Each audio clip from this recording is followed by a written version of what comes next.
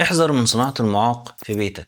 يعني ايه معاق؟ المشهد اللي بيتكرر في كل بيت. شاب في مقتبل العمر، صحته حلوة، بيعيش في بيت أهله، بيصحى الصبح بيسيب السرير بتاعه من غير ما يرتبه فأمه ترتبه، بيغير هدومه ويسيبها للغسيل منطورة في كل حتة فالأم تروح تلمها وترتبها وتغسلها ترجعها له نظيفة وجاهزة. الأكل بيتحط له قدامه جاهز من غير ما يتعب فيه، ولما بيخلص ما بيغسلش لا كوباية ولا طبق ولا صحن فالأم بتعمل ده. ايه اللي بيترتب على كل ده؟ بيروح للمدرسة أو الجامعة، بيرجع ينام أو يسهر، يقعد بقى على النت، على سناب شات، على تويتر، على انستجرام، أو بيتفرج على حلقات من مسلسل معين بيحبه. في نفس الوقت هو قاعد خلال ده بياكل الاكل اللي بيجيله بياكله. كل اللي عليه انه ياخد بريك ويقوم ياكل. يا عيني جزاه الله كل خير على ذلك، ويعاود الجهاد بتاعه قدام شاشة التليفون او الايباد او اللابتوب. احيانا في وقت فراغه بيتكرم ويقوم يقعد مع اهله في اوضه الصالون او بره في الصاله، لكنه ما بيبقاش ناسي التليفون بتاعه في ايده علشان يكون قريب من اصحابه اللي بيقضي معاهم هناك وهم مش موجودين معاه كل وقته، عشان ما يفوتوش لا سمح الله لا تعليق ولا صوره ولا كومنت ولا لايك من الناس اللي عملوه. صاحبنا ده ما بيساهمش في اي حاجه، مش بيشارك في اي مسؤوليه في البيت ولو حتى حاجه قليله. بيسيب المكان اللي هو فيه فوضى وبيزعل